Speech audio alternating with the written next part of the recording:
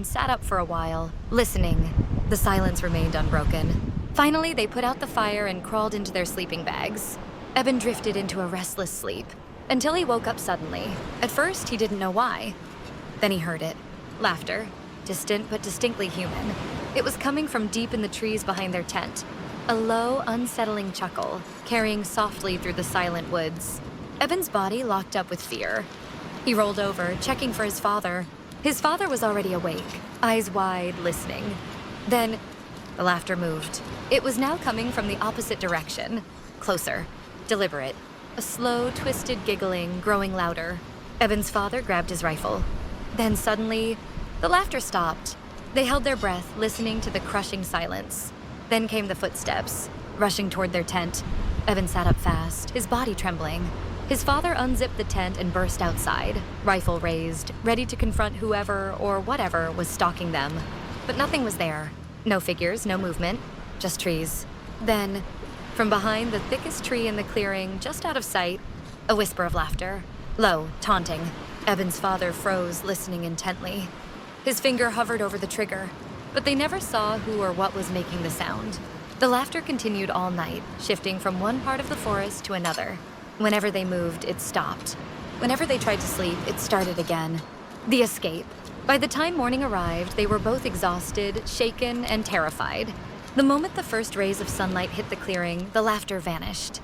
Not wasting another second, they packed up their gear in record time and began the long trek back to the truck, constantly checking over their shoulders.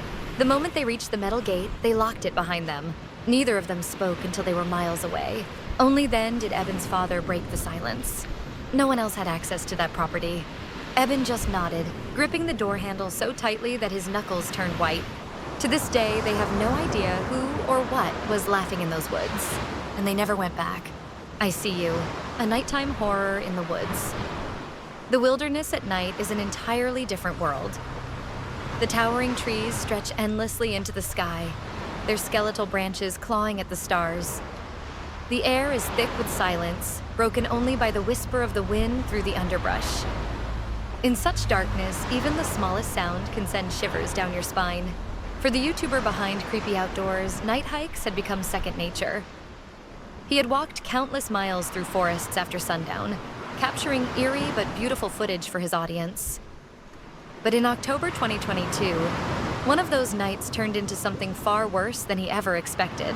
A night that would make him question whether he had ever truly been alone in the woods. Into the unknown, it was a typical filming session. Armed with nothing but his camera, flashlight, and survival knife, he ventured into an unnamed forest, deep in the middle of nowhere.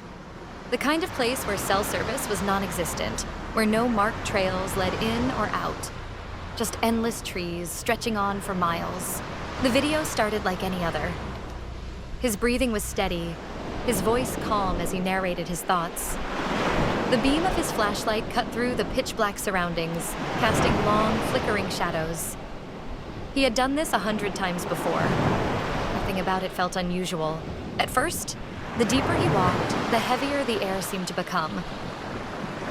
The usual night sounds, the chirp of insects, the occasional rustling of nocturnal animals, were strangely absent. It was as if the entire forest was holding its breath. Still, he pressed on. He had walked about 13 minutes when he decided to turn off his flashlight for a moment and let his eyes adjust to the darkness. He lifted the camera to capture the pitch-black void in front of him, and that's when he heard it.